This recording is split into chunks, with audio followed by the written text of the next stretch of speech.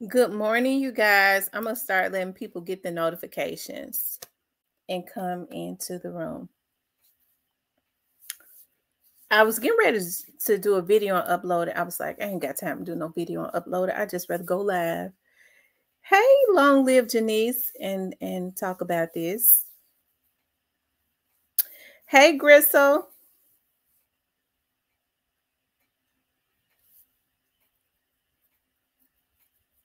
I was looking at a Tyler Perry movie last night. I be liking him. I likes his movies and his plays. I said that I'm gonna look at Meet the Browns today.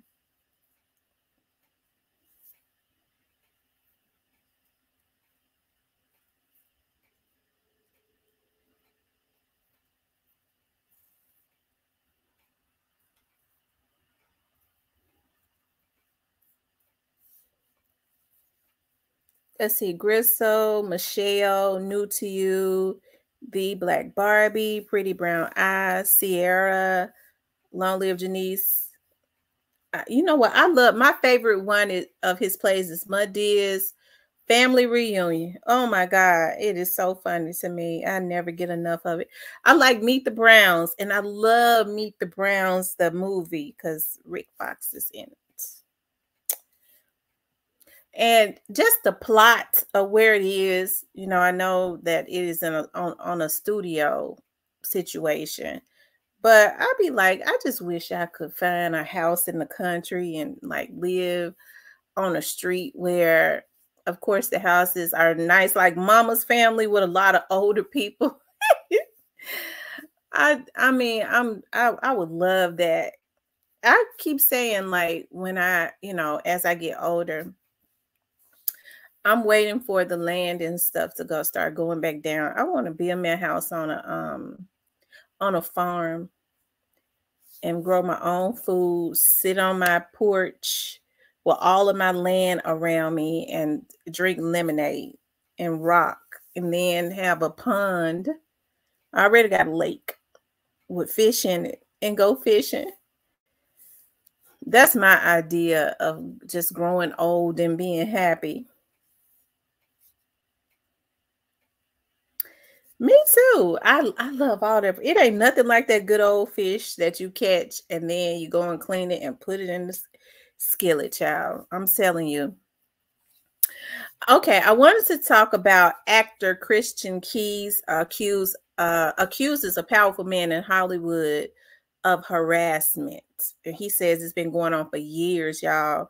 And he says that he has recordings and everybody has been speculating about who he's talking about. Hey, a lot of people, because when I first started seeing Christian, he was I started seeing him in those Tyler Perry movies, okay, because he was in quite a few of his plays. And I'm gonna tell you something, you know, it is alleged that Tyler Perry is gay, okay. Why he does not come out, I don't know, but I'm gonna, if I could find to show y'all a video of a man that was out in Tyler Perry. Then when he came on again, they had whooped his ass cat raggedy, but he claimed, he was like, Tyler Perry them didn't do this, he didn't do this, but he was probably too scared. But he was like, you know, he's in the gay community, and Tyler Perry hung with them before he got big, and he was like, he's got a big platform, and a lot of the LGBTQ community find it offensive for men that have platforms like Tyler Perry to be in the closet and not use his platform to advocate for gay rights and things of that nature. So that was his plight. That's what he was mad about. He was speaking out, but you know, a lot of people were saying that Tyler can't come out because allegedly because his community, the people that support him, he has a real big Christian community. But hey, you know, it's you know, what kills me about a lot of the Christians is that's what somebody was saying. He's talking about billionaire Robert Smith. A lot of the Christian community have the nerve talking about, well, you know, homosexuality is an abomination, but they molesting all the damn kids. That's a damn abomination too.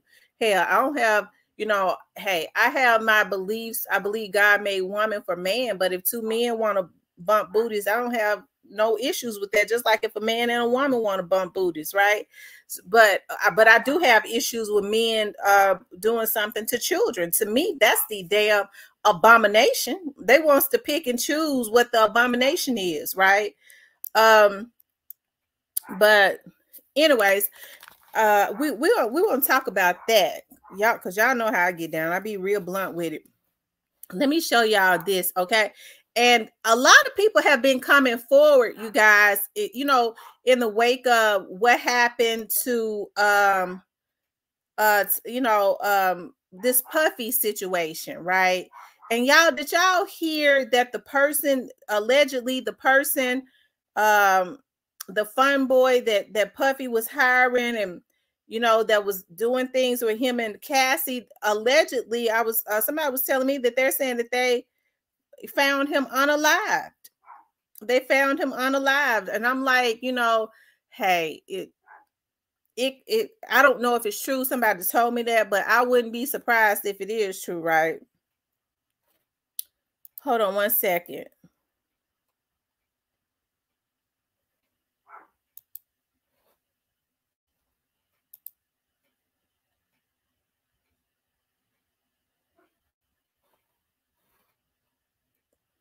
Hold on, guys. I know y'all probably seen it, but we just gonna do a reaction situation together. How about that? I wanted to. I missed y'all, so I was like, everybody done talked about it, but I just had to have a reason to come on, child.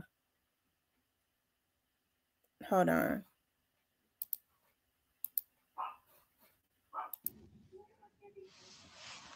Let me cut the TV down.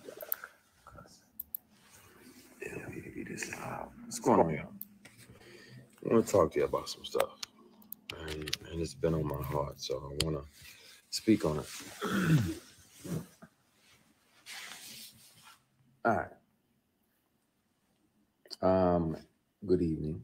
Hope everybody's doing amazing. I've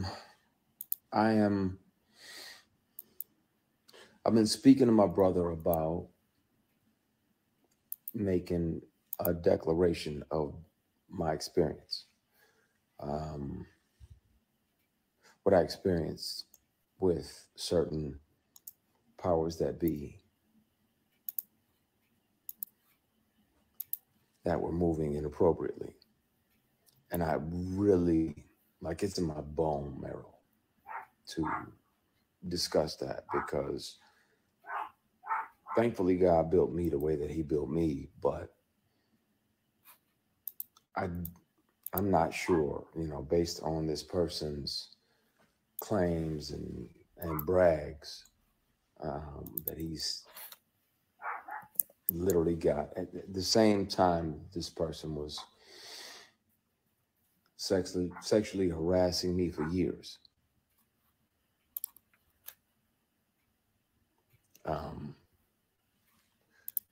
He was claiming, you know, that he had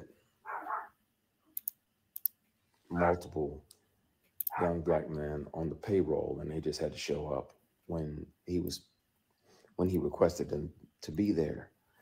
And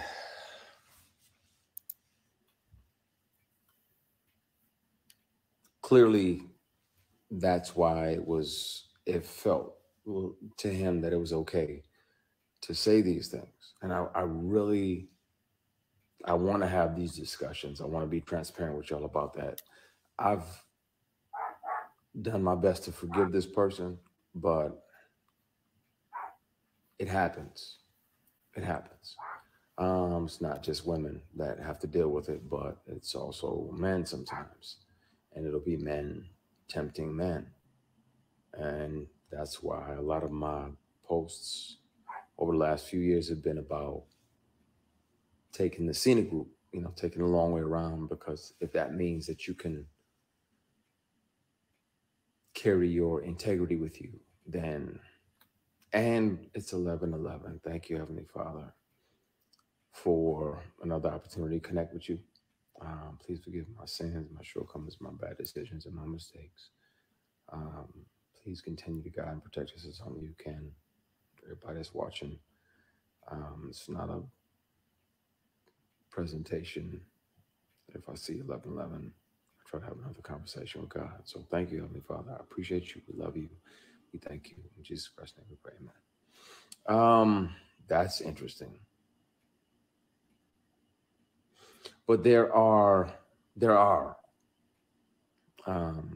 people that will and have and will continue to, unfortunately, offer these things. And some of them are your heroes. Some of them are people who you're like, oh yeah, such and such is amazing, and he does this and he does that. Yeah, but he also does this and that. I at some point soon it's gonna have to come out.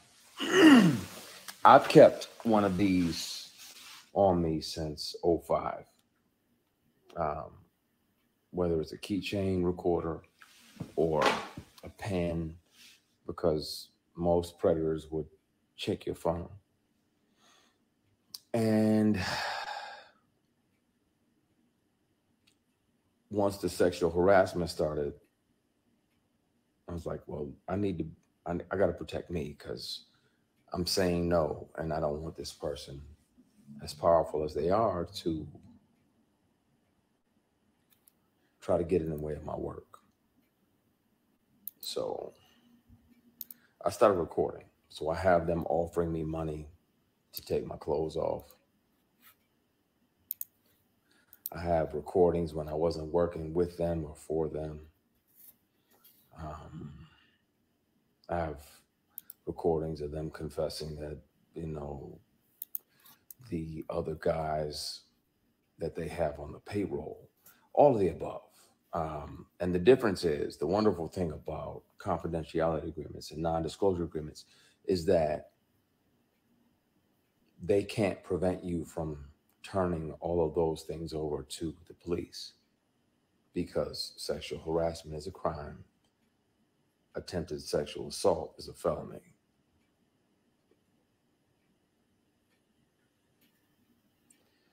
And Tams, you literally just asked, why do we as Black people have to deal with that? But sometimes it's our own people. Sometimes it's our own heroes. Sometimes it's the very people we deify. And we look up like, oh, they're doing so much. They're doing so much. No, they're also doing this.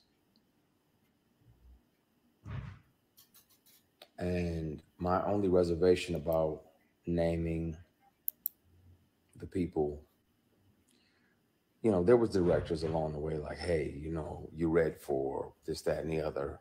You want to come back up to the apartment? I'm like, nah, I'm good. You got my headshot, my resume, and I'm good. If I can handle that or not. I can kill that, but I don't need to come up to your apartment. We already had the audition. There's other people that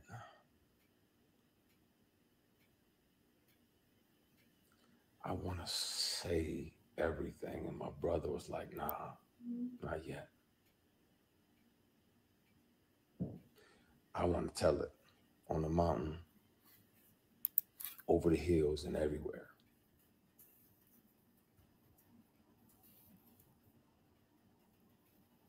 I want to speak on it. And the good news is that they don't even have to believe me. Hopefully they would, but even if they don't, they can hear this person. Since sexual harassment started, I've carried many recorder devices on me, keychains, pens, thumb drives with a charged battery that get 6, 7, 8 hours, all the above. So I have the conversations. I really want to air that shit out, because it bothers me when I'm alone at night. Like, man, the world is celebrating this person and they don't even know the shady and predatory way in which this person moves, and the way that, predators resent the prey that gets away. So when you don't say yes, when you don't say, okay, I'll acquiesce and, you know, sign up and literally and figuratively play ball, because if we're not doing that, they resent you.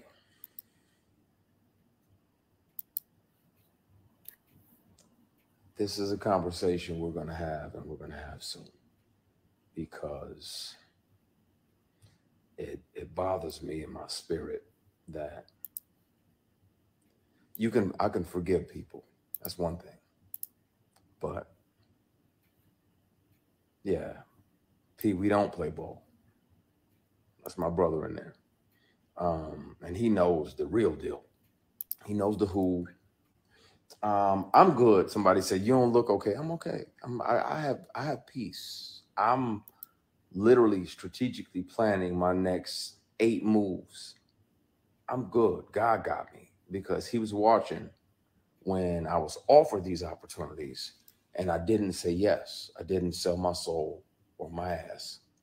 Excuse my French, y'all. I know some of y'all, hopefully y'all have no kids around, but I didn't sell nothing for success. It's like, nah, that's not what I want. You know, I ain't into that. I ain't into dudes. I got an only beard in the bed policy. Mine is the only beard in the bed. Yeah, we ain't doing none of that. I don't get out like that. And these people kept on for years. Sexual harassment is a crime. Attempted sexual assault is a felony. And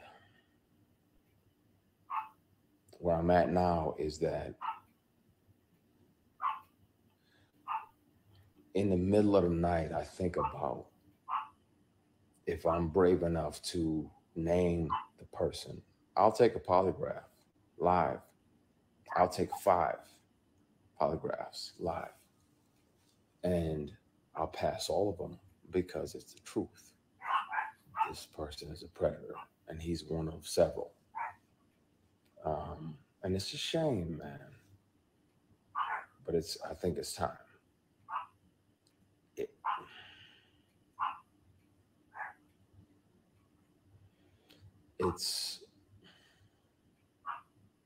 I want to, and I know, P, I know you're on here.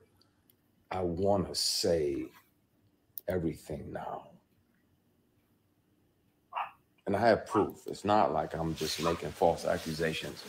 I intentionally let the statute of limitations expire. It's not about money, but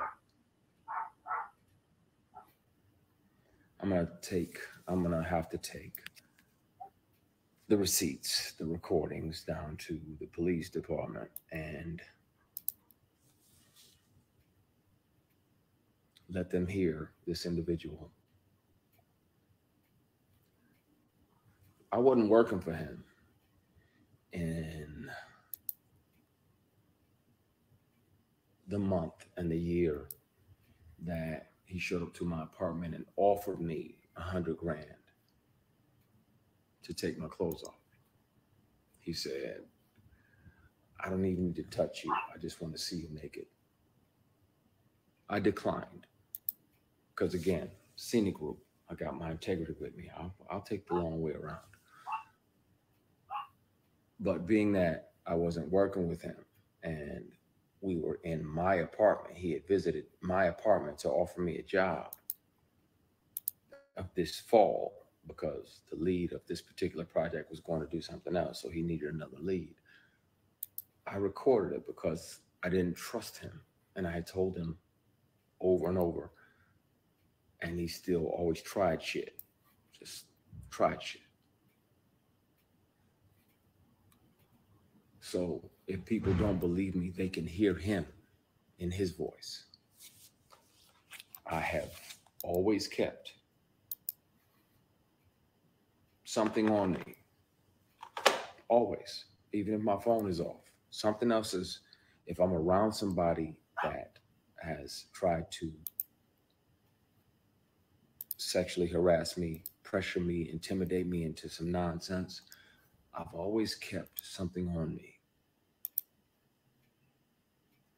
so I can protect myself. Because if they're that powerful and they feel that entitled, then they can also try to get in the way of your work. I want to speak on it. I also want to keep making great things and creating jobs and opportunities. But oh no, I got backups for the backups for the backups for the backups. I've watched way too many Jason Bourne movies not to have 15 backups. I can press play and you can hear the person and you'll know immediately who the person is that's offering me 100 grand a strip.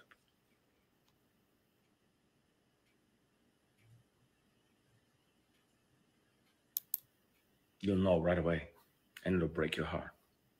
I won't have to say the person's name, but I can and I will. I don't mind doing a polygraph or 3 or 5 on live TV, and I'll pass all of them because it's the truth.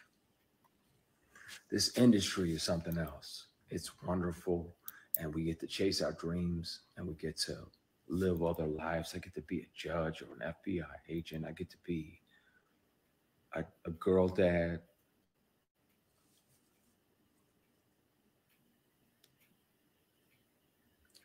And some of the people that you think are your mentors are literally and figuratively just trying to fuck you.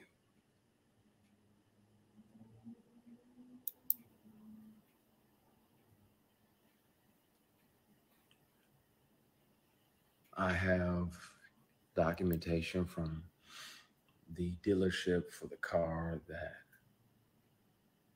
they tried to buy as an apology for offering me 100 grand a strip. It's time. I really want to just clear the air because I'm tired. And then where I'm at now, if it still feels like that person is fucking with you just to fuck with you, just to mess with you.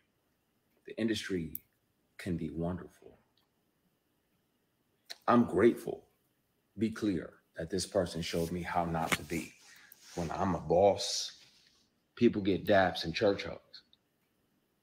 The attractive women that work on even on my shows, my productions, they getting daps and church hugs. That's it. Because this person showed me how not to be when I'm in charge and when I built something and when I created something. I hear you, Purnell. I'm going to be cool. I'm going to dial it back. You get on my nerves because I know you're right, but it's in my fucking bone marrow and I'm tired of this person gallivanting around doing these PR stunts. Oh, I'm going to do this and I'm going to do that and I'm going to do that. Well, then speak on, if you're going to have, woo!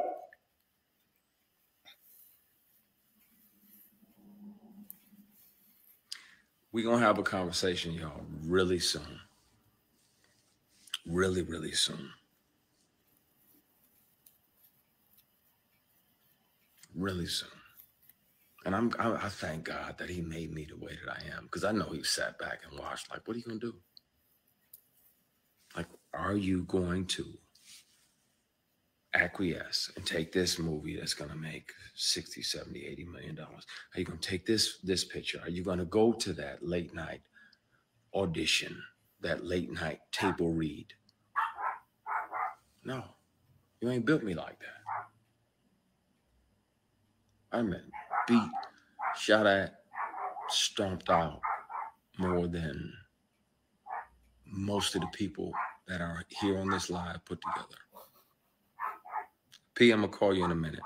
I'm not going to do it. I'm not going to air it out, but I'm so fucking close because I'm tired. I'm tired.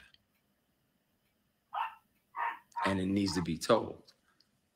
And the bad part is I'm going to be painted as the villain when I was the one that was sexually harassed for years, bullied, intimidated, and sexually harassed for years.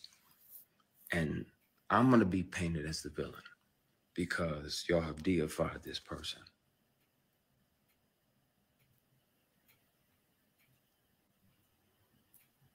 And then if a person tells you over and over, first of all, in general, you have no right to touch anybody. None. None. Now, that's why I'm careful. Like when I do my shows and everything, you know, it's church hugs. I put the veils on and I kiss people on the hair up here. Nothing sexual, nothing weird, nothing crazy. And I'm trusting that, you know, the fans will receive that out of a place of love and connection. But you are not allowed to touch somebody without their permission.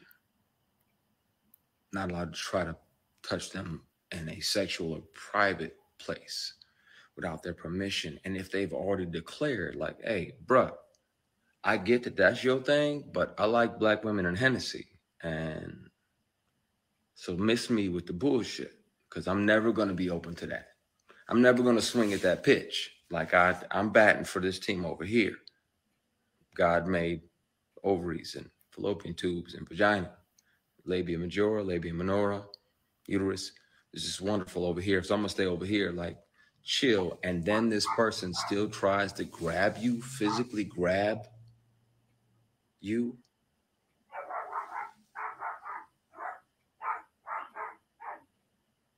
Cassie speaking out has given me,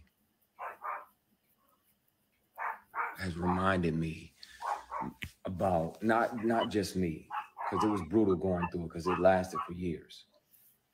But her speaking out, people need to know. And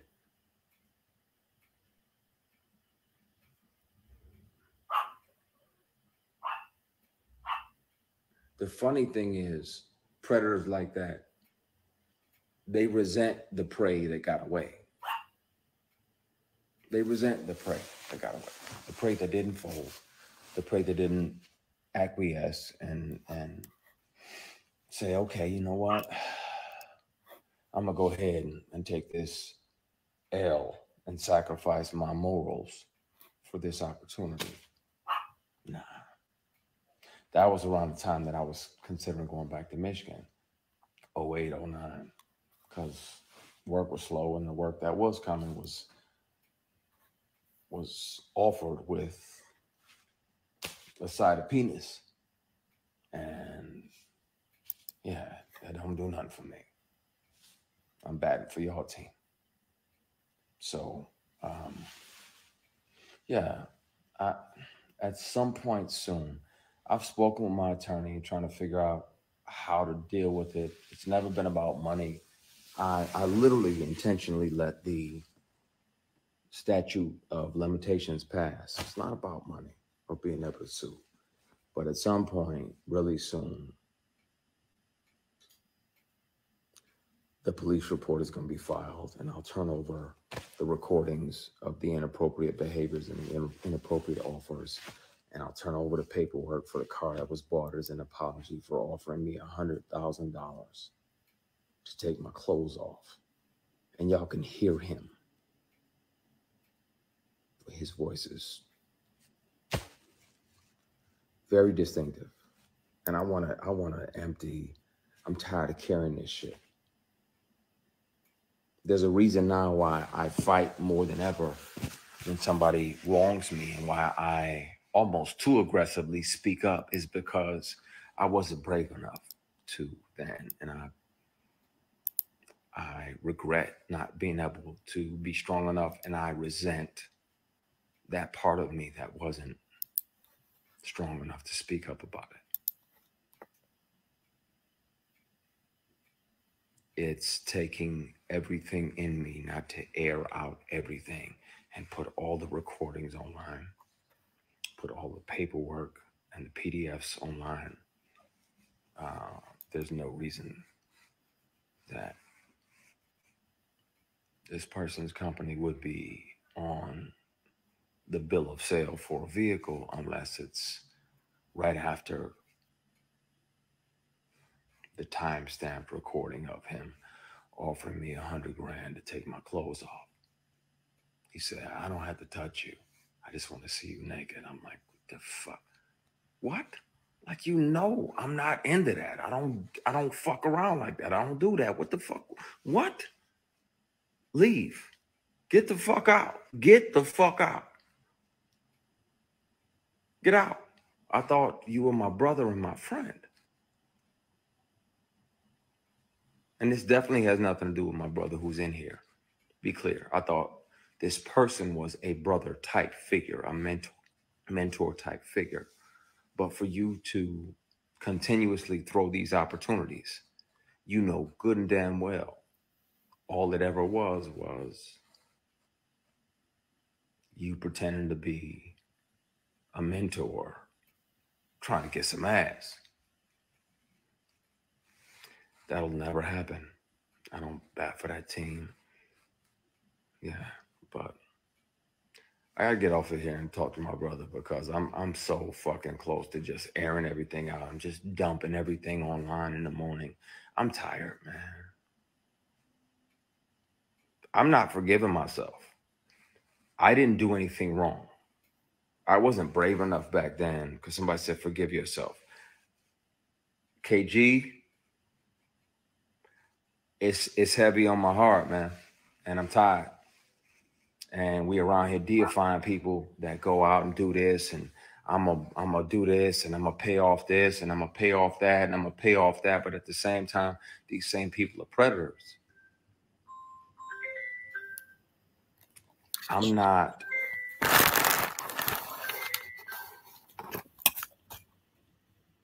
blaming myself for saying no.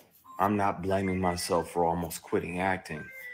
I'm just mad at me for not being brave enough to say something sooner. That's the only thing that I regret. I wish I'd have been brave enough. I'm him now.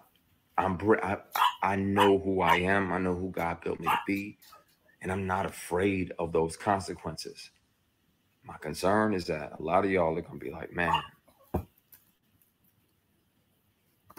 And your immediate reaction is going to be like, oh, well, we got to protect our deity. We got to protect.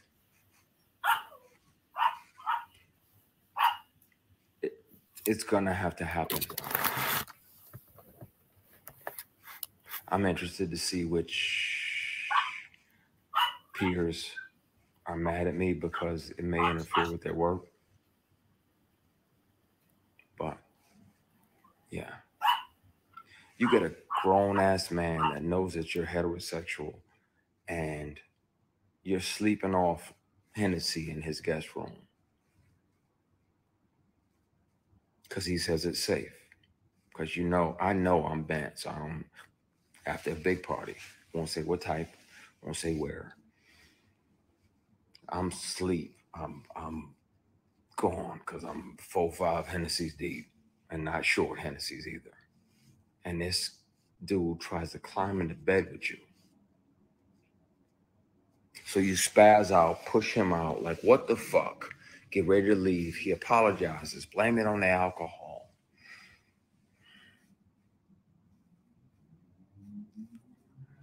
And you try to forgive him. So you're like, all right, man. All right, I'm gone. You shake his hand on the way out, and he tries to grab your penis.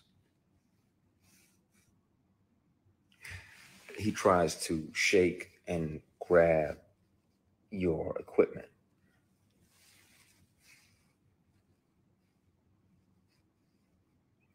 And you spaz even more. Like, what the fuck you doing, man? What the fuck? Oh, my bad. So you go to leave, he tries to do it again. Now, at that point, my only regret is not breaking multiple bones in this person's face. Like beating the dog shit out of this person, right? Because that's available to me at all times. That inner grizzly bear is always available, but in the moment, I'm like, what the fuck? And wanted to. But you got a guy that's a billionaire, and I got $3 grand. in my bank account, who they gonna believe? Right? I got that $3,000. That's my son's mom's rent for next month. You know, got to make sure little man's taken care of. That's my rent, and that's a little bit for the gas tank, and the rest of it I can go to the dollar store and get some bread and bologna and hot dogs and mustard, and you know, I can get by. Work was slow, and a lot of the work that was coming was, it had penis attached to it. I'm like, fuck that, man. That's not what I want. That's not what I'm about to do. I regret not speaking up then, not being brave enough to, and I regret not hurting this person, because I got a big heart. Mother had a big heart. Mother's heart was just big as Flint, Michigan. She was like a little yellow boy. You finna come and you gonna be a part of my family.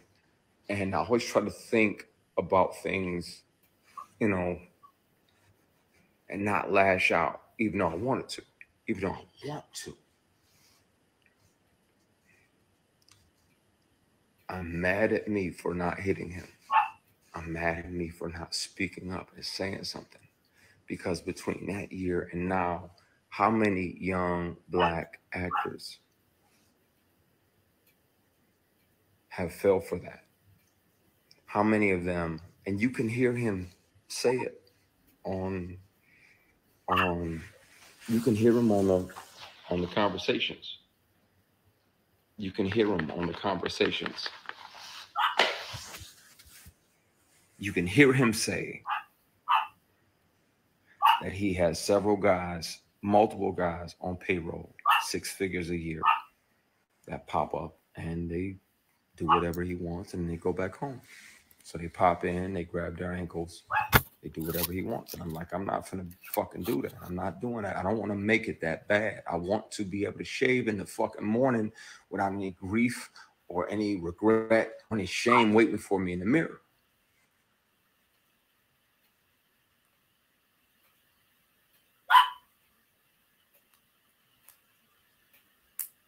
There's a trauma that comes with being bullied and intimidated and sexually harassed like that.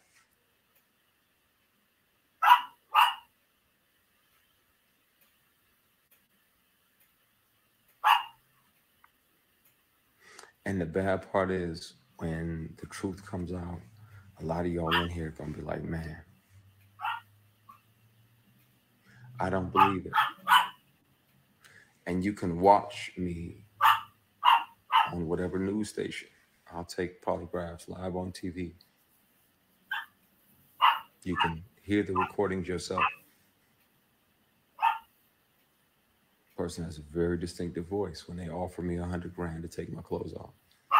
Person has very distinctive voice when they literally sexually assault me and try to grab my private parts, and I'm blocking their hand like, what the fuck are you doing?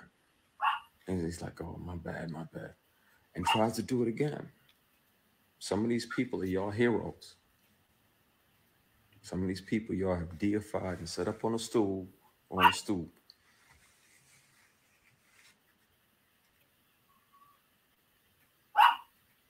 It's taking everything in me not to say. But I promise you this. I will promise you this. As an executive on a show, I'm grateful for this person for showing me how not to. Okay, so I think it started repeating itself. But anyways, you guys, who do you all think it is, allegedly? Who do you all think that it is? Before I get into my commentary, who do you all think that it is? That's exactly, Althea, what it is in Hollywood. TP, I want to see who you all think that it is that he's talking about.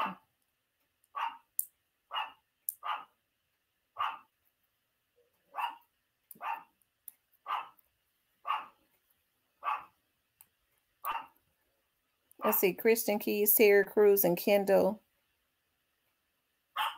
Kendall is from Flint, Michigan.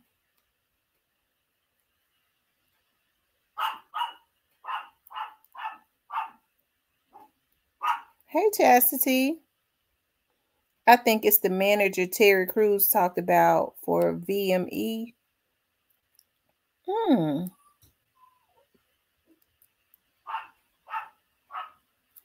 Star says she just read on social media that Tyler Perry's name was cleared.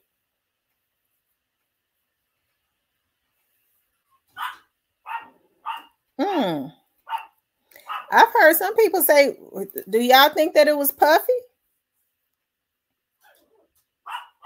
He basically said who it was have to do with a show that lead person is leaving. So who was it? Who then JL Puckett? I don't put none past him since he out here wearing dresses. Clive? You think it's Clive Davis? Y'all make sure y'all run the likes up.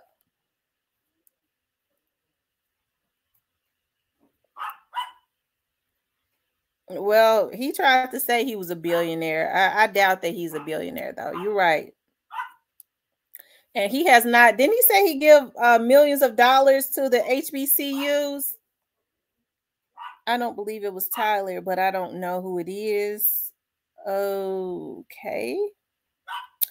Well, I'll say this. When I first started seeing him, this young man, and he could have been in other things, but I started seeing him in Tyler Perry Plays, which it means nothing. But allegedly, like I was looking at some stuff earlier, and people are saying that it's billionaire Robert Smith, allegedly. He's the one that has given millions of dollars to the HBCUs. They're saying that it's, billionaire Robert Smith. I don't know. But a lot of people somebody sent me something, Terrell. I got that. They're saying, some people are saying they think that it's TD Jakes. Is TD Jakes a billionaire? He probably is. He don't, because his money tax free. Who's leaving a show? I don't know who's leaving a show. So why do you all think that he's speaking out now? Why do you all think? Are you about to play the video? I just played his video, Sherelle. But remember, Terry Crews 6 years ago accused a Hollywood. Was he a Hollywood manager, or I forget what they call him. He accused him of harassment, and they pretty much wanted to try and, throw Terry Crews up under the bus a little bit. They kind of wanted to try to make him backpedal some. It definitely could be Tyler Perry too, but Robert Smith, I'm about to do a deep dive. TD Jakes is evil, and on Hillsong Church board with Lou Taylor, evil man that I've heard took lives. For years after leaving WME under a cloud of allegations of sexually assaulting Terry Crews, one-time agent Adam Bennett has now been accused of an abundance of crimes and more by his wife. I don't know, you guys. It could be anybody, but in my opinion, and this is just allegedly, I don't know, when I first heard it, the first thing that came to my mind was, I wonder if he's talking about Tyler Perry. And the reason it came to my mind was because, I know he used to be in a plethora of Tyler Perry plays. It was seeming to me when I first started seeing him, it was in Tyler Perry's plays and movies. And I'm told that Tyler Perry liked men that look like him, allegedly. That's just what I'm told. I was checking his height. I was like, well, let me see what his height is, and he's 6'2". They say he like him light skinned with good hair and tall, allegedly. Okay. Now I was looking at Gene Deal, and this is before all of this came out, like a month ago. And the person that was interviewing Puffy's bodyguard asked him, did he know anything about Tyler Perry? And he said, I don't know anything about Tyler Perry other than one time we was on a cruise with Puffy, and Tyler Perry and a lot of other celebrities was there, and me and another bodyguard was sitting at the sitting at a table at the bar. And he said that that allegedly Tyler Perry tried to pick up the other bodyguard. The waiter came over to the table with a real expensive bottle of wine, like $1,000 bottle of wine, and said to the other bodyguard, the guy over at the bar told me to bring you this bottle of wine. And they looked up, it was Tyler Perry sitting at the bar, and he winked. So I mean, I don't think he just made that up off of his head, but he said, but other than that, and I have to say this is allegedly, he said, but other than that, I don't know anything about Tyler Perry, so hey, it could be anybody, when he said the way the guy sounds. Thank you, Ronald Grace. I appreciate that so much. He said the way that the guy sounds, some people were saying they think that it could have been Puffy. But when, like stuff that I read online, even before this happened, when people was allegedly outing Tyler Perry, I mean, it ain't even about outing him. It's just about him deciding to come out, right? I guess he'll do that when he wants to. If he's gay, okay.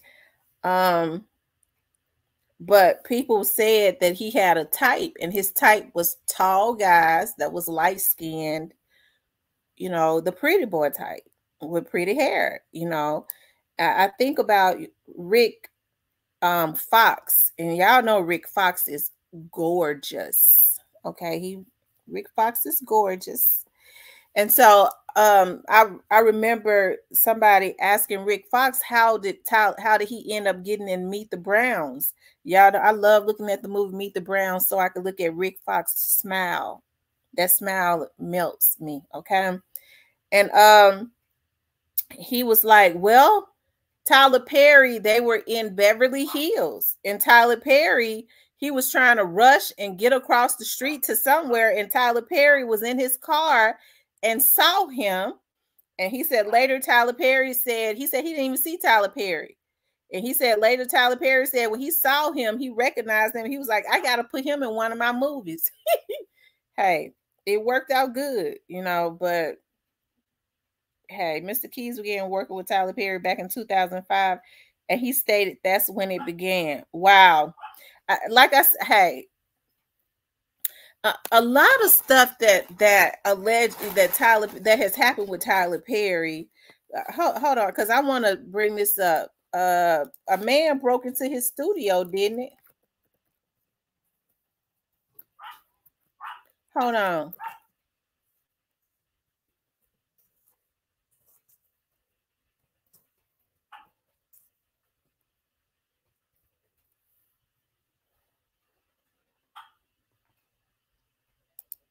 Here it is right here. Y'all remember Tyler Perry had a stalker?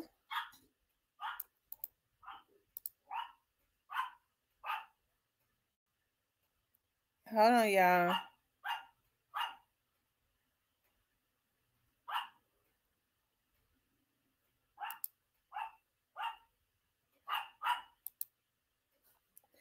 Y'all, this right here was Tyler Perry's stalker that broke into his house. He said Tyler Perry, they knew each other. Tyler Perry said he knew him, but he fired him. The man said Tyler Perry needed to talk to him, and then he later went on to allege that there was some type of relationship. This is him right here, y'all. They said they painted the man as being a stalker of Tyler Perry, but come to find out he knew Tyler Perry personally. That's him right there. The man went on to say that's him right there. Ain't he light skinned with pretty hair too? You know, I knew something was wrong when he broke into Tyler Perry's house. He broke a window out at his studio and crawled in the window. You know, I mean, stalkers are crazy now. They are, but I just didn't believe that he was a stalker, right? Hold on, let me see. It says Tyler Perry, best known for The Temptation and House of the Pain, is suing a man who was accused of stalking him. According to the latest report, and this was in 2014, Tyler Perry is asking the judge for an order of protection against employee Joshua Soleil. So he was an employee. Tyler Perry, he was one of Tyler Perry's employees, and Tyler Perry said he started stalking him, right? Let me finish reading it. It says law enforcement officials, it says according to court documents, Joshua has repeatedly tried to make contact with Perry. The latest incident alarmed the Madea star after Soleil broke into Tyler Perry's studio and refused to leave the premises. Law enforcement officials were called to the scene of Tyler Perry's studios in Atlanta, where they made contact with an African-American male. A security guard at the scene alerted police that the man inside was Joshua Soule, a former employee who no longer had permission to be on Tyler Perry's premises. Fulton County learned that the strange man who had insisted on speaking with Tyler Perry had shut down the power, their surveillance video system, and alarm system. How could he shut that down unless he had all the codes to that stuff, right? And it says the incident occurred on Thursday evening, blah, blah, blah. It says the young man wasn't fired and didn't get into it with anyone at the studio. He just decided that he wanted to meet. So he came up to the executive office. Somehow the power to the restricted doors was turned off. The security team thinks this was deliberately done, and the employee came up to the executive office saying that he wanted to meet me. The accountant that he said this to was scared by it. So she called security. In the 15 seconds that it took for them to get upstairs to look for him, he seemed to have vanished. That happened in 2014, y'all. And then the man went on to give interviews, you know, saying Tyler Perry had did him wrong and all of that. So, but you know, hey, maybe he was a stalker, you know, because when a person don't want to deal with you and you're insistent on attaching yourself to them or having, you know, you want to, you just, you know how some people are crazy, you know, they just want to attach themselves to you.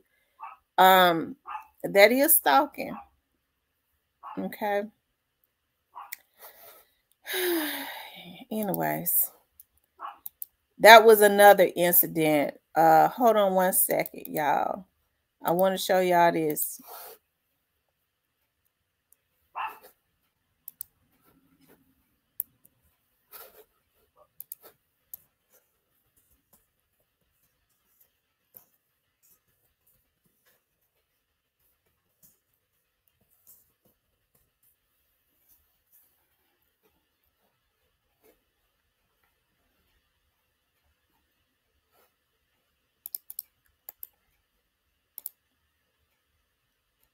I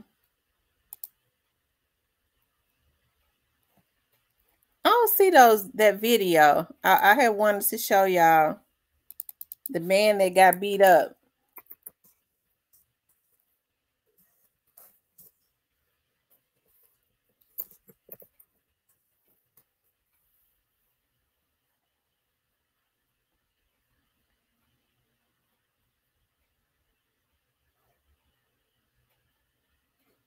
Hold on.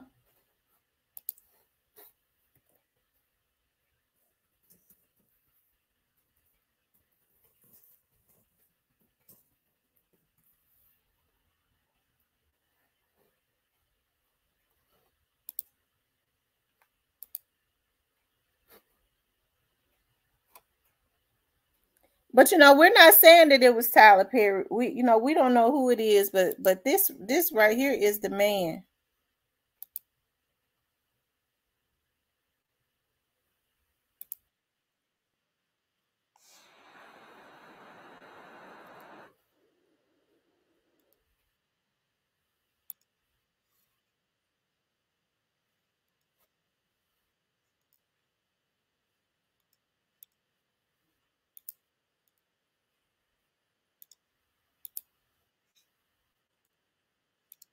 From Good Morning Facebook family and friends.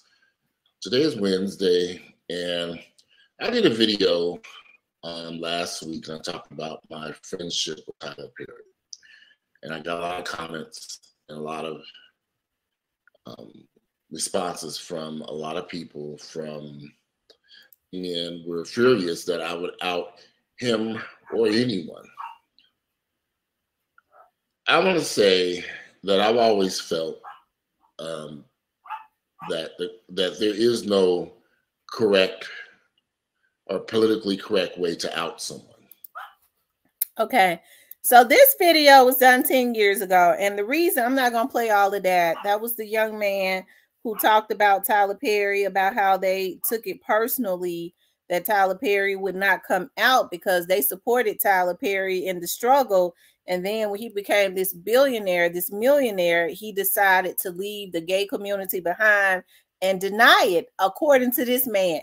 And the reason I brought this up is because this was trending on the internet at the time. And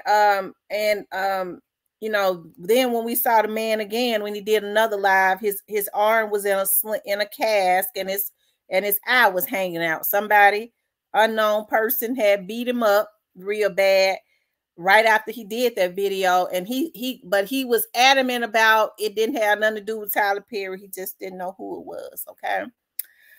So anyways, I just brought that up, but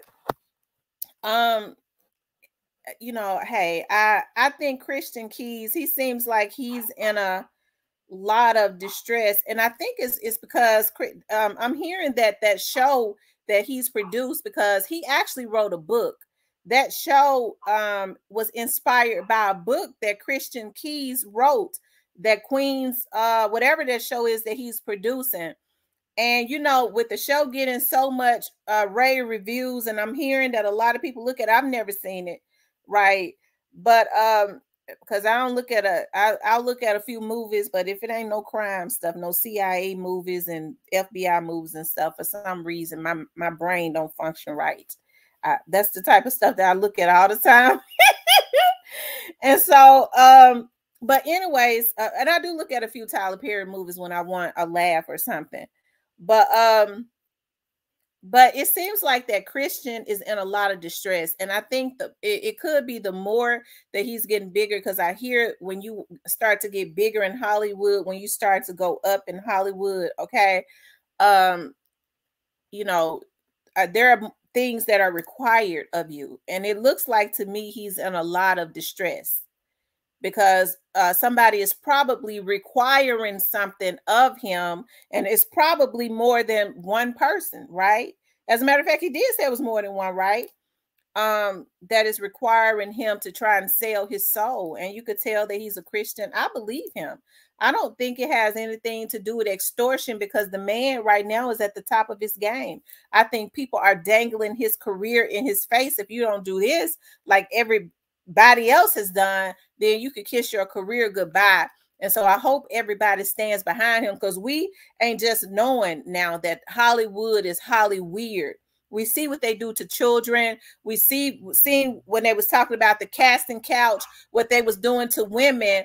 It was always weird, but now they're really out in the open with trying to annihilate, especially masculine Black men. They're trying to kill masculinity when it comes to Black men. That's the reason why I say I definitely believe him. And I think it's extremely hurtful to me, even more so, that you have other Black men doing it. If you're going to be gay, if two consensual gay people get together and do their thing, that's one thing. But when you're trying to annihilate black men, demasculate black men, and we already know what the agenda, but to have other black men working along with it because they're damn freaks is with that agenda is extremely hurtful to me. So I absolutely 100% believe him. I think they put a lot of pressure on him. That's the reason why he's saying, you know, hey, I can go back to get in small parts if I need to. It takes a real big man to say that. You know, it's a lot of people say, somebody was saying, well, he was a stripper. Well, even if he'd been a stripper in the past, just like if a woman had been a prostitute or a whore, if she decides that she want to be a preacher, because a lot of them have been, if she want to change her life, then if a man walks up to her and proposition her and she say no, and he tries to force himself on her, that is a crime. I think that's the issue now. People don't know how to accept no. If a person don't want anything to do with you, if they ain't with that, leave them alone. And I think that's an issue even with adults. Mental illness is thick. I'm telling you, it's running rampant. I don't know if it's in the water or the food, but you got a bunch of old Negroes and others that don't know how to accept no. You don't accept no, I'm gonna ruin your life. Mentally sick. I think that this is what this man is having to deal with, and I'm glad that he has recorded it. Okay, I'm glad that he does that. I'm telling you all, like, I am a stickler for documentation, and not just because I'm an investigator, but I just have a habit of documenting stuff and doing it 2 or 3 times and putting it in different places, right? That's just how I am. Put stuff in safe. Okay, I got it in safe. I got it here. I give it to this person. I just got a habit of doing stuff like that, right? And I'm glad that he has a habit, had a habit of doing it. And hey, I just hope that people, like when he said people got them, got these people propped up, like, you know, like the children of Israel, I believe, had Baal propped up. They're worshiping other gods. They're worshiping statues. And you have a lot of human beings that are worshiping celebrities so much that they are making celebrities that are on TV doing all types of demonic stuff. They don't even hide it now. That's my son's role model. This lady got horns and everything growing all up out of her head. They all on TV humping and doing everything because, you know, hey, they put anything on TV now. I remember a time there were certain things that could not be on TV. They didn't even allow you to cuss. I come from that era where they didn't allow you to cuss on TV. They would beep it out. You couldn't say certain things. If you got caught up in some type of scandal where it was some type of sexual assault, your career was over. Nobody would touch you if you came out. If it came out.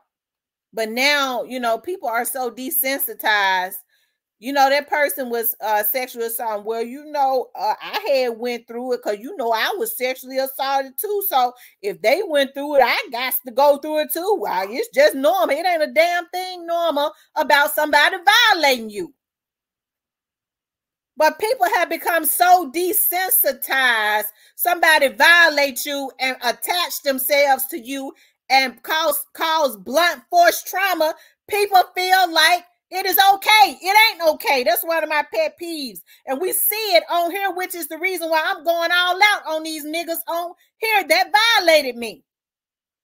I'm not letting it go. It ain't gonna be, I'm not happy. I feel like I have been raped, what these men on here did to me. Violating me, hacking my stuff, looking at me in my TV.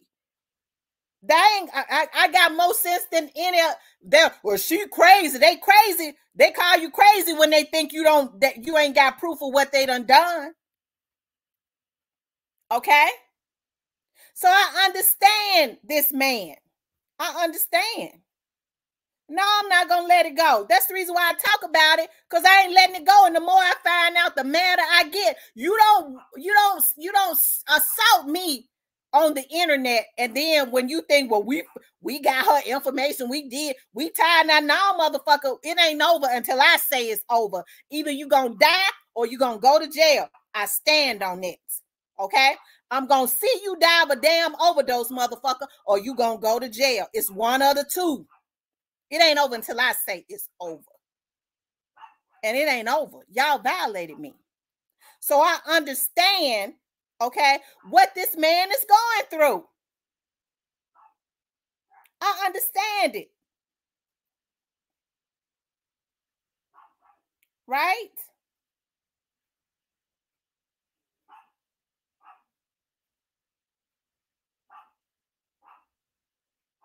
Michelle says, look how Diddy sold his soul for industry. Now they said, I use you up. It's by Diddy. But that's exactly what they did to Diddy. P. Diddy ought to be ashamed of himself. P. Diddy had a lot of good talent.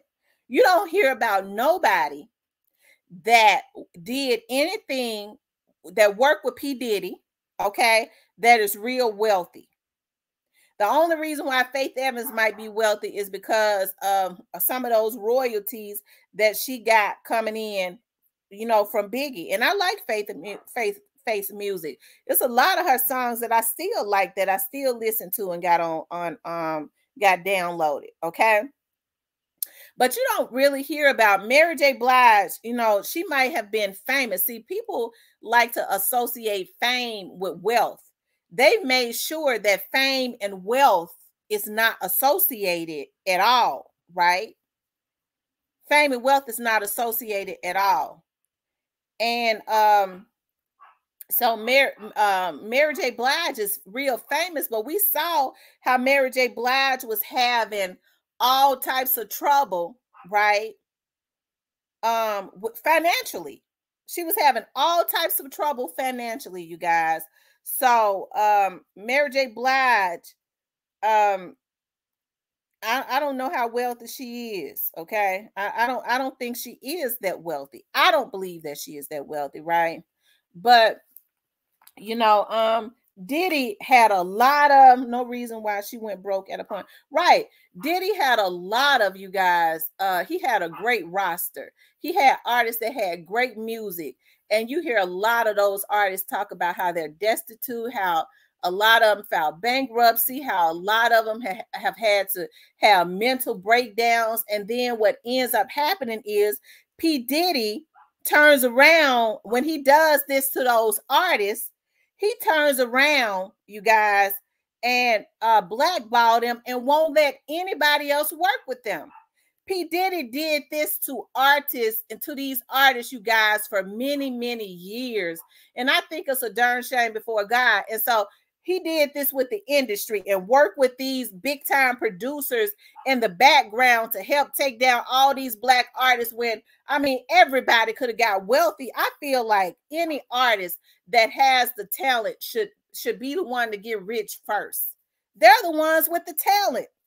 It ain't nothing. The producers that make the music, you know, everybody can get paid and get wealthy. There was no need for one person to be greedy. They used P. Diddy to do this to black artists that did not know anything about business and hijack these people and use their gifts as a dog and pony show, right?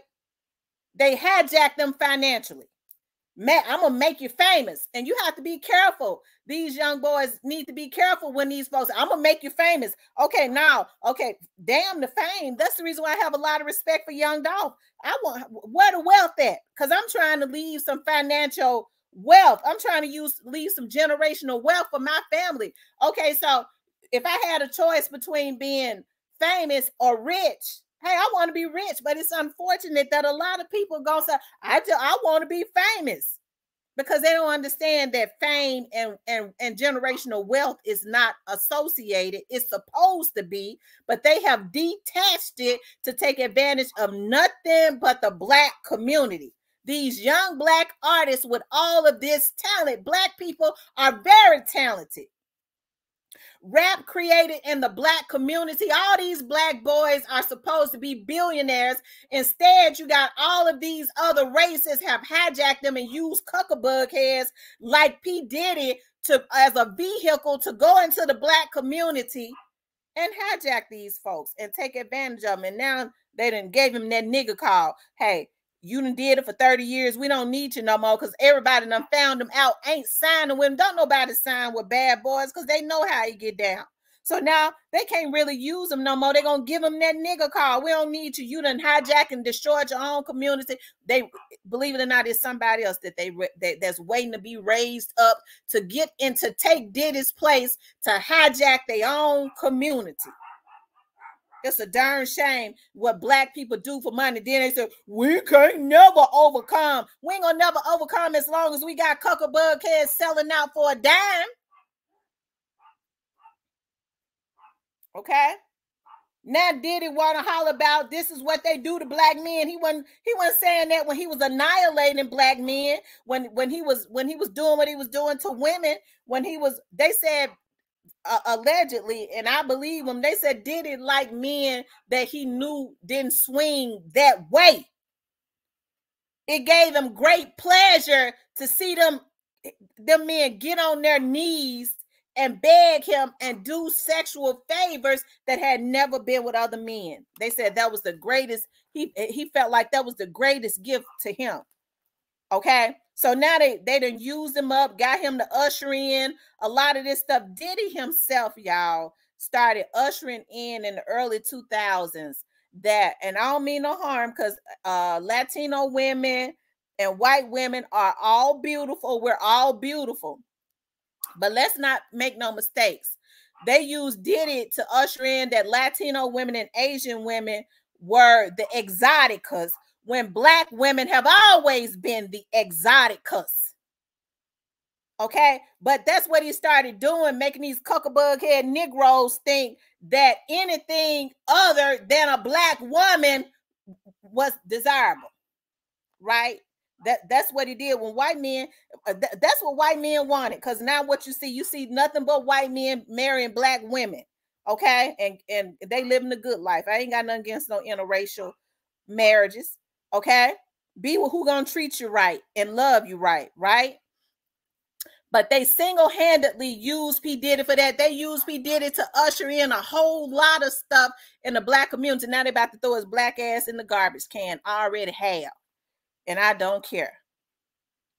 Okay, so when they get to hollering about, well, well, you know, Diddy did make some people famous. Somebody, a black person that get up and say, well, you know, Diddy had made some people famous. All them folks that Diddy stole money from, he didn't do none of those artists right. But talking about he made them famous, y'all. He was supposed to make them rich. They was the ones with the gift. They were the ones with the gift, right? So, hey, you know, I heard people all over the internet saying that they felt like that P. Diddy, all over the internet saying that they felt like one of the people was P. Diddy, and it could have very well have been. You know, I don't know. It could have very well have been P. Diddy. But the first person that came to my mind, and it's allegedly, I don't have any proof, but the first person that came to my mind was Tyler Perry, because when I first started seeing the young man, it was in Tyler Perry's plays and Tyler Perry's movies. And there has been some stories that the media does not control, because see, Tyler Perry is still one of the favorites. So when they're one of the favorites, just like Diddy, this stuff has been going on. People been talking about what Diddy has been doing for years, but the media, because the powers that be, the same powers that be that enable them to do this stuff and teach them how to do it, they control the media. They would not let any of this stuff out. When you start seeing bad publicity, a lot of bad publicity getting out on artists, that's when you know that the elites is throwing them to the dogs, okay? Because those that are favored, they ain't gonna have no bad publicity. They're gonna buy everybody out, or they're gonna send cease and desist, okay? So when I started seeing all of this bad stuff, it's been happening now. It's been brewing for a year before Cassidy even came out. When I started seeing these reputable medias talk about Diddy getting on TV, being at parties, kissing allegedly gay men and all of that, I knew then that something was brewing. I knew then. They was letting them know then.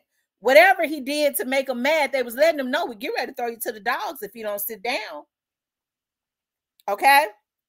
So, hey, I've been seeing it for a year. I've been paying attention. And I've been kind of paying attention too. Now, it's some stuff been getting out about Beyonce and Jay-Z. So, I'm waiting to see what's going to happen. It's been mild. But I've been seeing more and more bigger media starting to put stuff out about Beyonce and Jay-Z, and it ain't nobody making them delete it or nothing like that. So, okay. Hey, it ain't no telling what's gonna go on with that. Okay, but I think they whooping Diddy's ass so cat raggedy. They turn his ass out the frame. So I think they're gonna use him as an example to scare all of the other ones. They're gonna bow down and do whatever. They're not gonna get out of line because they trying to send Diddy back to the projects, which he should go, because that's where he sent all his artists with all that talent that he pimped out back to the projects and to the crazy house, because he drove a lot of them crazy because he was so evil. So, you know, like I said, Diddy name came up. That guy Robert Smith's name came up because they say he's the black billionaire, you know, that's given to the HBCUs. But if I'm not mistaken, you know, Tyler Perry, y'all, TD Jakes' name came up too. Hey, you know, it could be TD Jakes. You know, I don't know, but I've heard people, allegedly, but his name came up too. But this stuff didn't just start happening in Hollywood. It didn't just start happening. You know, I know rappers, especially rappers from around the Memphis area. The Memphis area ain't just started having talented rappers, okay?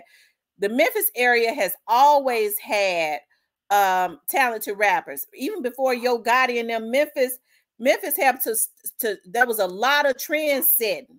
I mean, they kind of updated a little bit, but Memphis has always set trends as far as a lot of the slang, a lot of the dances, a lot of that, even before Yo Gotti and them, and some other rappers that I know and have had conversations with that I've interviewed on my TV show from around the Memphis area that have had the opportunity to go national, talked about how demonic the music industry was. You know, I had a rapper to tell me that I had interviewed that when before, this is when they had CDs and stuff, they would have this Jewish guy to come in when they got ready to put out cassette tapes. It was cassette tapes at the time. They would have this Jewish guy with long hair to come in, but he worshiped the devil, and they would bring all the cassette tapes in, and he would start praying in that demonic that devil stuff over those CDs before they start sending them out to the record stores to pray a certain type of energy over it. Y'all, they've been doing this stuff. And so he was like, they messed him over. One of, you know, some of the guys that I've talked to said they got messed over so bad, they didn't want to mess with the industry no more. A lot of those guys, especially in Memphis, they sat in their classrooms at school and wrote all of those songs that ended up getting a lot of success. When the music industry started finding them, they licensed all them folk songs and really just completely financially just raped them. Really, they screw them over so bad. It put a bad taste on a lot of those artists' mouth, where it made them hate the music, right? Especially when you are a musical person. Some people are just musical geniuses. They're born with it a lot of times because it's in their blood. It comes from their bloodlines, and so they're born with it. And when you have this demonic energy that drains you, pimp your talent, it makes you hate the very thing that you love. That's the reason why you see a lot of them that don't really put out music no more. But this is the type of stuff that's been going on, and they use the puppies as a vehicle to go into the Black community and gain these young men trust and pimp them of their talent and their financial resources, because the money is supposed to go to them. They're the damn artists. Okay.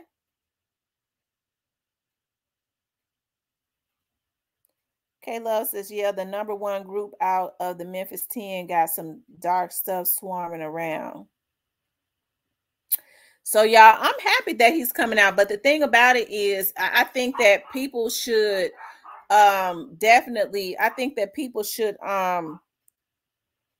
definitely support him. You have to stand behind people, because I think this is the year of, I was talking to one of my sisters, I was talking to D-Mon, and we was like, this is the year of revelation. This God, and it's gonna spill over into next year. God is tired of, I've been, on my TV show, I've been saying for like the last 5 years that I just been feeling in my spirit, and I've been hearing God say, Pharaoh, let my people go.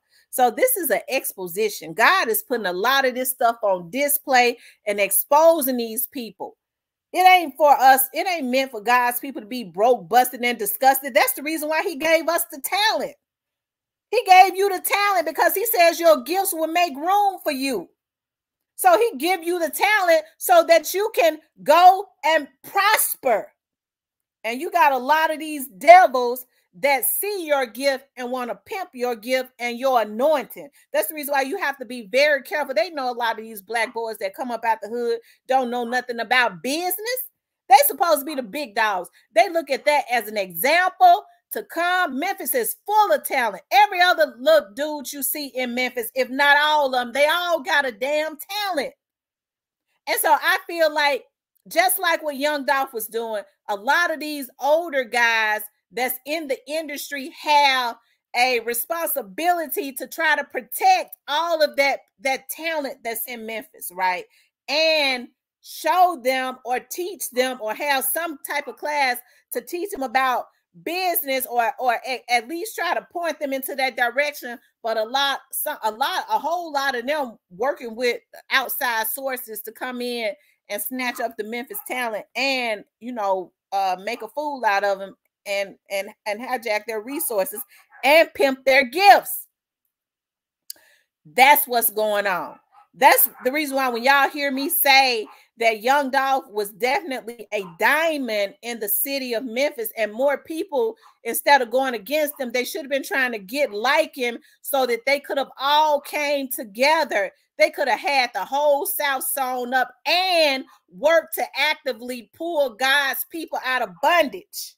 That's what they should have did. That's what Young Dolph was doing, but they didn't do it.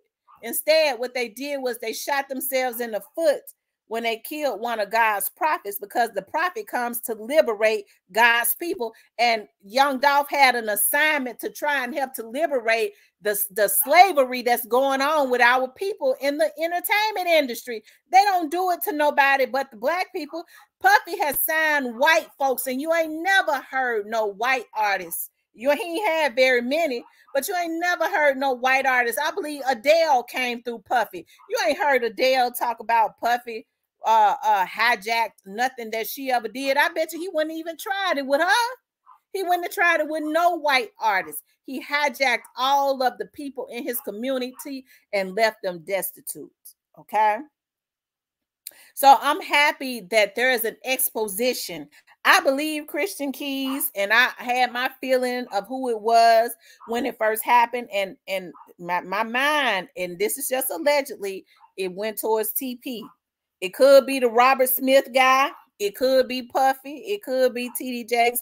But I'm just saying the first person I thought of, because I kind of affiliate him with Tyler Perry, because I've only seen him in Tyler Perry stuff.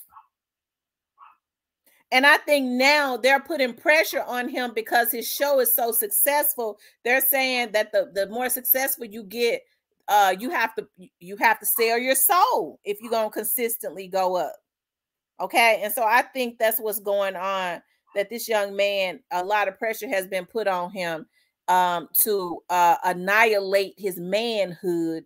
And he don't want that. And he shouldn't have to do that. He shouldn't have to do it.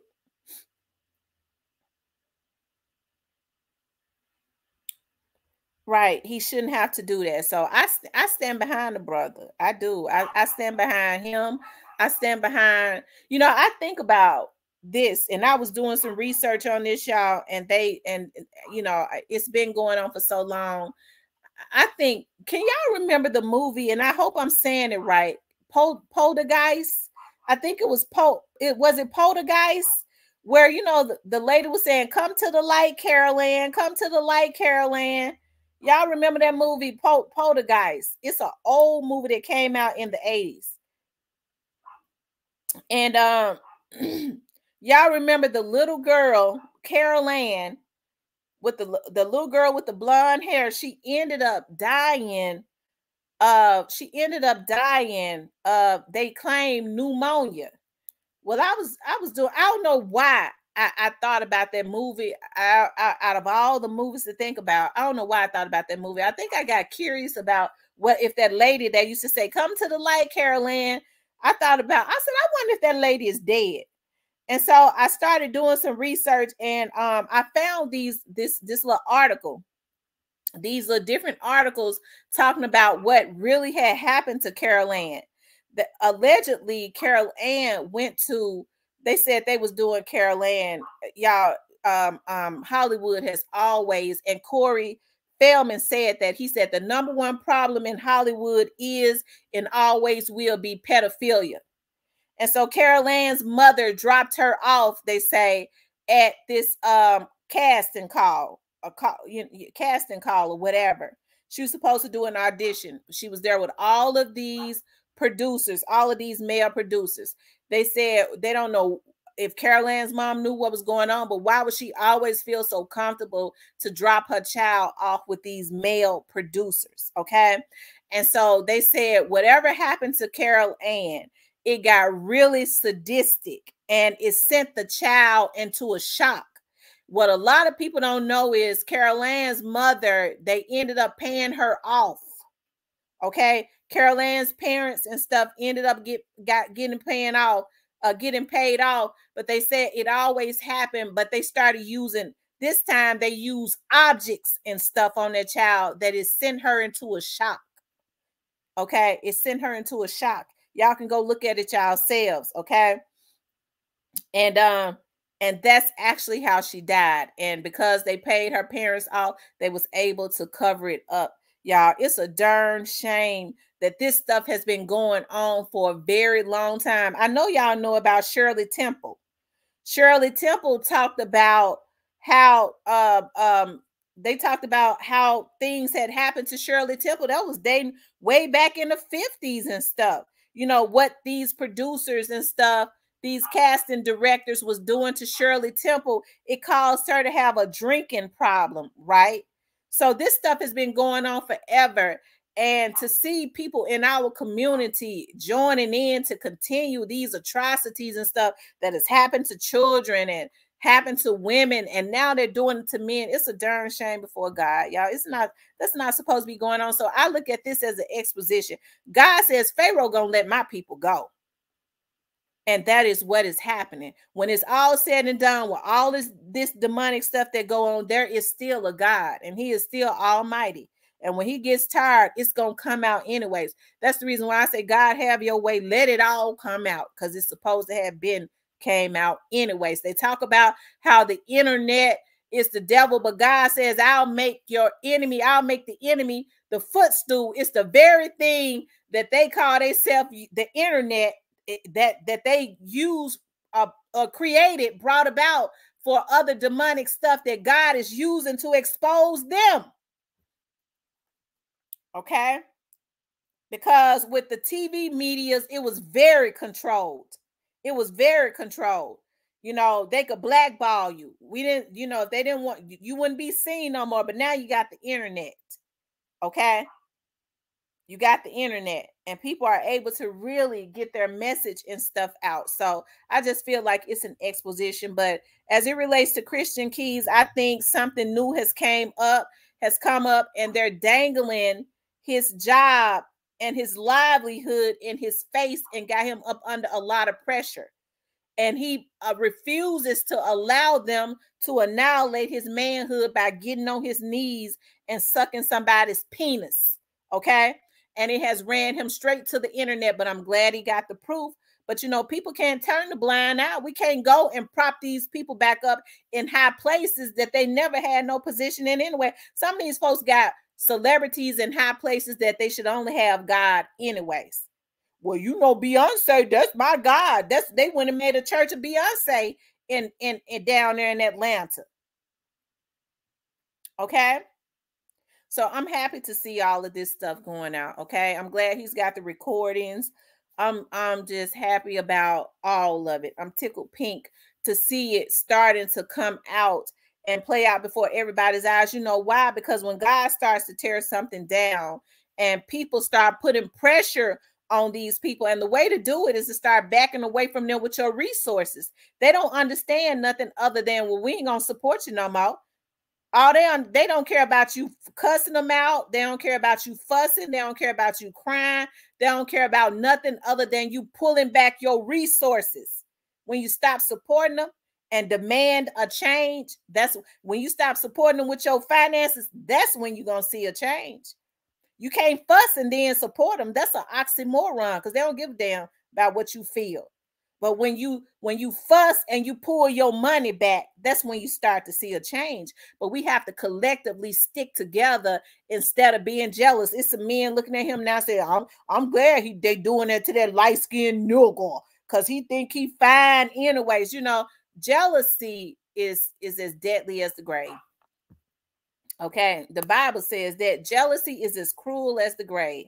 And we see that jealousy is the mother of all evil. It gives birth to everything evil. Normally, when somebody does something to somebody, oftentimes it is conceived and birthed from jealousy. And a lot of people ain't trying to control that, because I never thought I would live to see the day where men would sit up competing with women. We see that on here on the YouTube, how men sit up and want to assault women because they want to compete with them. I remember a time where that made a man feel less than a man to be sitting up competing with a woman. You know, men, you know, when they want to compete, okay, he got a car, I'm gonna go get a car better than that. I'm gonna put rims on it. Okay, that's how men competed. You know what I mean? They always wanted to show you who can pee better. You know how men are. But we've come a long way from grace when you start seeing men being catty and arguing with women. Hey, you know, I didn't come from that era. I didn't. And a lot of these other Negroes didn't either, because they ain't no spring chickens on here. Okay. So, you know, he said, yes, sir, we need a mass boycott. Yes, indeed. And not just for a sack and a reconnection with the Almighty. I absolutely agree, K-Love. It's got to be a reconnection. I always say it's got to be a renewal of the mind with our people. Okay. Because if that's Tyler Perry, what he gonna have to do, Tyler Perry basically came out on Oprah. Okay. A lot of people, it went over their heads. Before Oprah even went off of the air, she was when she did that interview with Tyler, she said he was talking about how he had been you know, assaulted sexually as a child. And he said that because of that, it confused him all the way up until he was 29 years old. What a man was basically saying that, you know, if it confused him up until he was 29 or 30 years old, he was basically saying that, you know, he had been out there being with men, but that went over a lot of people's head. And I just tend to think that he still is. And it's okay if that's what he is, you know, because, you know, a lot of people say allegedly Tyler Perry can't come out because he has a real big Christian fan base. But I mean, now we see how a lot of these damn Christians get down. Like I said, they likes to pick and choose who they going to annihilate. Well, you know, they heard said that, you know how they talk. God said that, or being gay is an abomination. Nigga, you molest kids. So they're gonna pick and choose what's an abomination. Because to me, a nigga that's doing pedophilia stuff, or rapists and all that, ought to be hung. That's an abomination. But they put a lot of emphasis on two men doing that, in which I believe God made woman for man. Don't get it twisted. Okay, that's not being judgmental. That's just what I believe. I don't, you know, I don't believe in them. You know, people do what they want to do, but I have my beliefs. But I'm not going to be disrespectful because two men decide that they want to go together. It's consensual. I have issues with these folks messing with these kids and trying to take some from somebody sexually. That's what I have issues with. But we don't hear people saying that that's an abomination. Okay? Because it is. It is. It's an abomination. Don't nobody want to protect these kids. Well, you know, we just gonna pray that spirit off of him. Okay, well, you know, two gay men, consensual men are getting married. That's an abomination. But then he be at the gay club. He think don't nobody. The very person that's preaching to be at the gay club and think don't nobody recognize him because he have his wig and dress on. Okay? See, I don't like hypocrites. I don't. I mean, we see how Eddie Long was doing it right.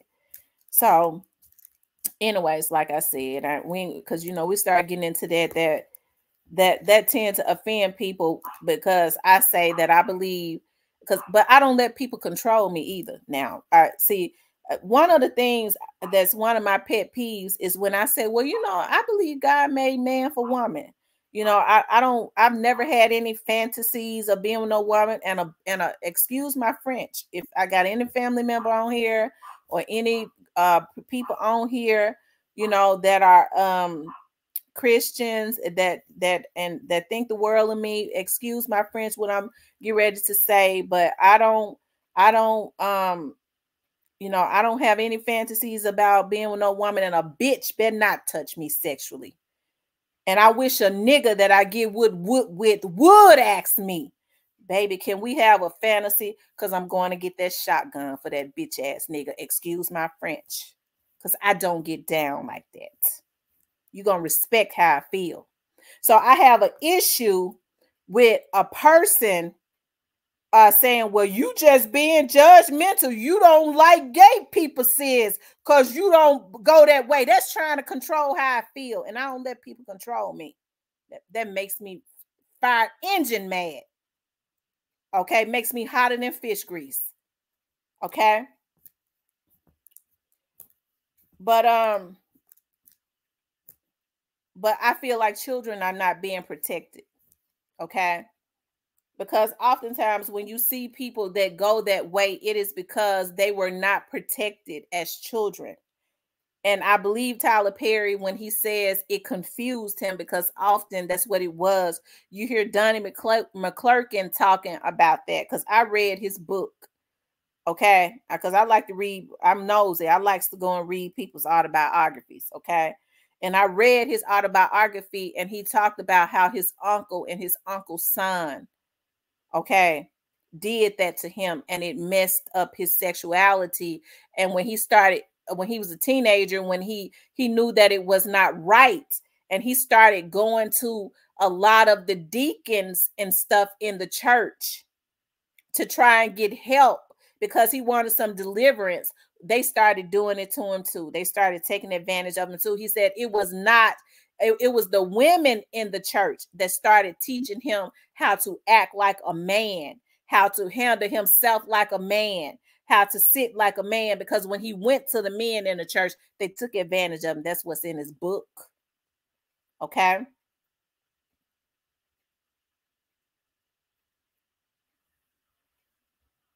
Selena Gomez was treated like Cassie by Scooter Braun and Bieber, allegedly. It's very sad what they do at Hillsong too. Oh, wow. They do it at Hillsong? It says the community always play victim. If you don't agree with their lifestyle, they'll say you're judging them. Right. That you know, the thing now is if you say that you don't agree with something you know, that's going on in the Jewish community. You anti-Semitic. You anti-Semitic. Don't, y'all, stop.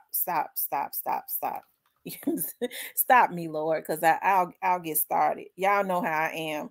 You know, the same way within the Black community, you know, with a lot of us cuckabug heads, you know, that when they go out and break up in these people's houses and, you know, they want to go and put little girls in human trafficking as soon as the FBI kick their dough in and take them down and charge them federal. They just trying to take old Black mains down.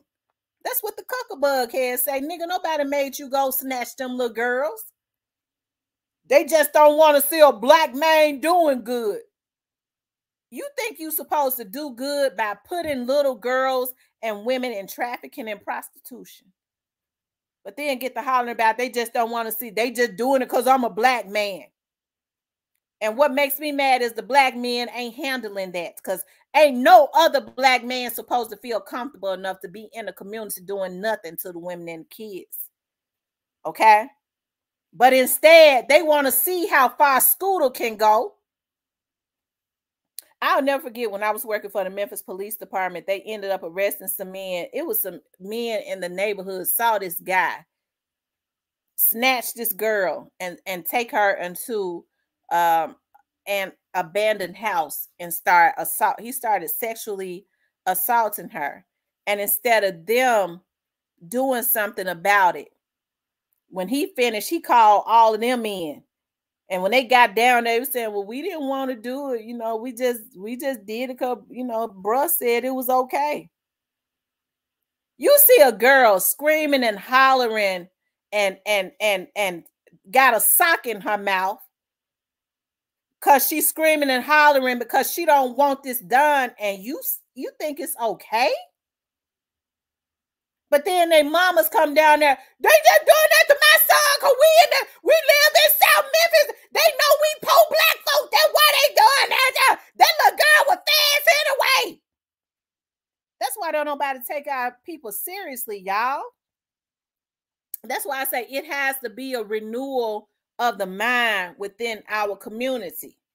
Ain't nobody doing no correction. Because if those had been my sons, I'd have came down there with my girl, I'm telling you, with my bat. Because regardless to how fast a little girl is, they didn't have no business dragging her into that house and doing that to her. These was 19, 20, 21-year-old boys. They knew better. And then sit up and say, well, I didn't do it. I wasn't going to do it. But, you know, bro said, And then they get their nappy head mamas coming down there, screaming and hollering at the police. Not mine. Not mine. You do it to somebody else's, but you ain't finna mess over mine. And her son had admitted to doing that.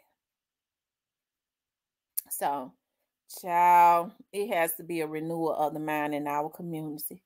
And it ain't going to get no better. We're going to stay in bondage until we have a different mindset. I'm telling you. It ain't going to get no better until we have a different mindset. I know we living in the last days when you have young men in their 20s breaking up. And don't tell me it didn't happen, because it happened right out in East Memphis. I've seen so much stuff, y'all. I worked for the police department for 20 years. I done seen so much stuff. It's ridiculous. I remember they broke into a lady's house. The lady was almost 90 years old, y'all. They broke into her house because they knew that it was an old lady that lived there in that house. They beat that old lady to a pulp and then turned around and raped her. Y'all know them OGs and stuff they were supposed to be somewhere stinking. They weren't even supposed to be welcome. They should have been in hiding because they already knew what was going to happen when they were seen. But instead, they embrace stuff like that. And that's the reason why a lot of stuff is happening to these Black men, because they're supposed to be the leaders of the Black community. And then they get mad at us women because we've had to take the position of being the leader when that's the position that they put us in. Hell, as strong as I am, I want a man to lead me. But he can't lead me if he ain't righteous. He can't lead me if he ain't doing what a man is supposed to do, and that's providing and protecting. You have me, well, I'm the leader of the household, nigga. You don't even work. You can't lead me. But they're supposed to be leading and protecting their women and their children. Instead, you see men, their sons are getting shot down in the street every single day. And then they'll look to their son's little brother and say, you better not tell the police we ain't no rats. But you just got to bury your son next week, nigga. That's the reason why I say it's got to be a renewal of the mind. You know, you got the girls doing it now. My friend said these y'all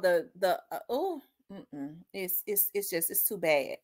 It is. It ain't gonna get no better until we change our mindset. Cypress says, I'm trying to lead a couple of women.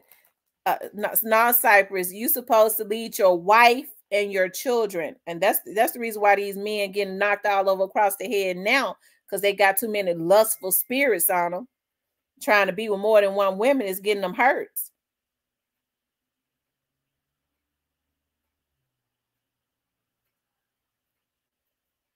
But anyways, y'all, back to Christian Keys. If the first person that came to my mind, it was TP. That's the first thing I thought about when I first heard him say, when I first saw that video.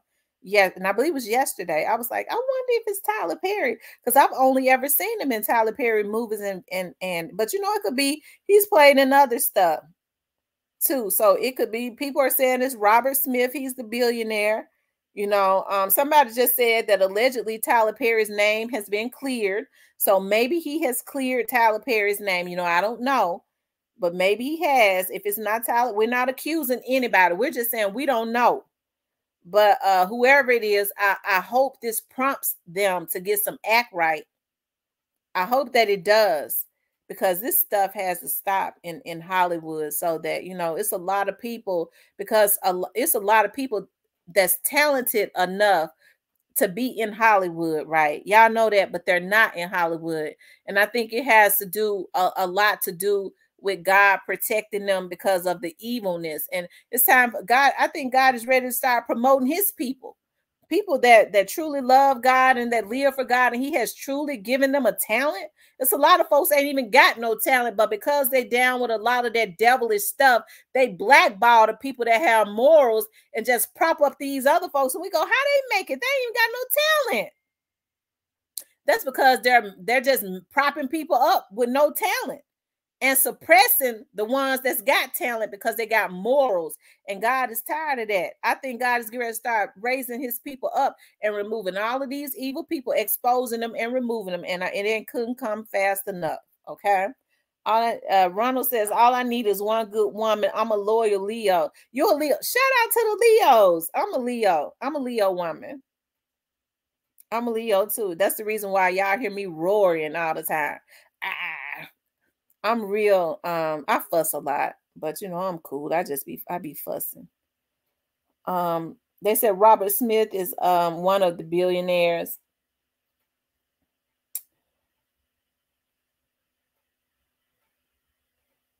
That's what I heard on another channel.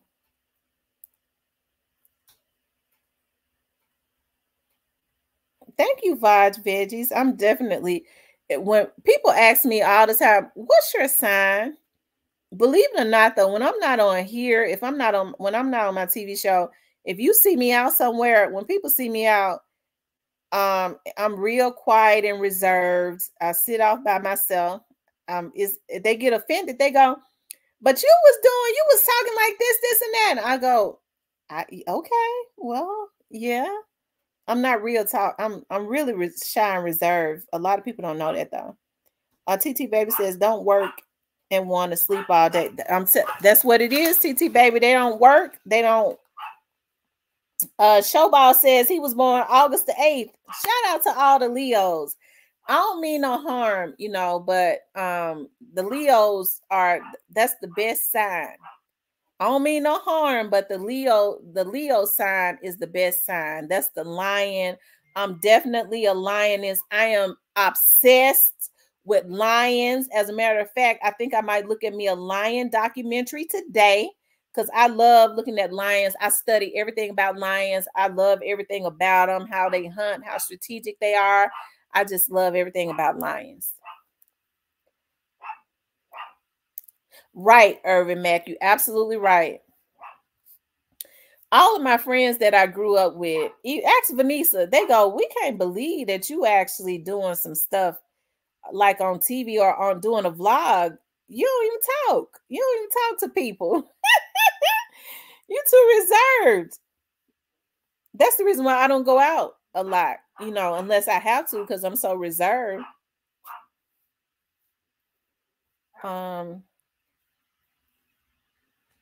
Yeah. Anyways, you guys, let's see how many likes we got. Make sure you all hit the like button. Y'all run the likes up for me. We're only at 95 likes, so hit the like button for me, guys. Hit the like button. Run the likes up.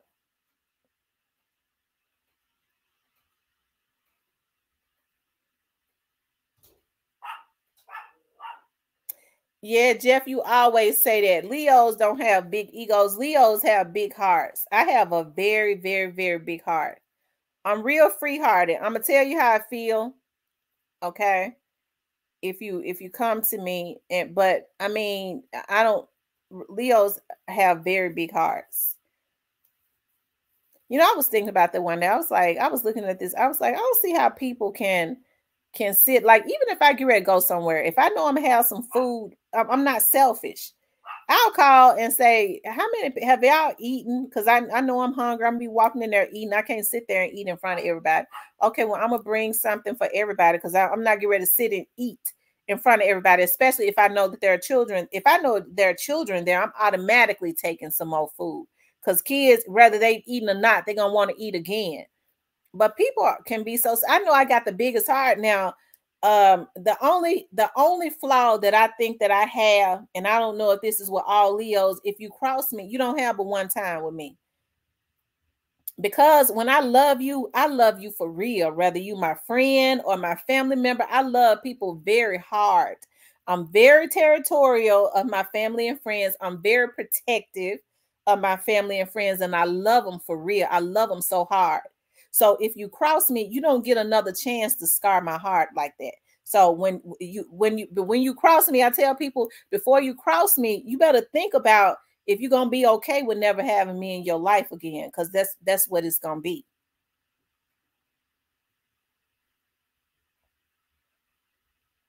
But my New Year's resolution has been to forgive. My grandmama taught me that. My grandmama always taught me, let one hurt do. If they hurt you, let that dude feel it, go through it, and let it be. Let one hurt do. Don't go back for a second hurt. Just let that one hurt do. You know how country folks are. She used to always say, baby, just let one hurt do. Let one hurt do. And that's how I live my life. Now, I've given some second chances, but I shouldn't have, because I didn't really forgive them.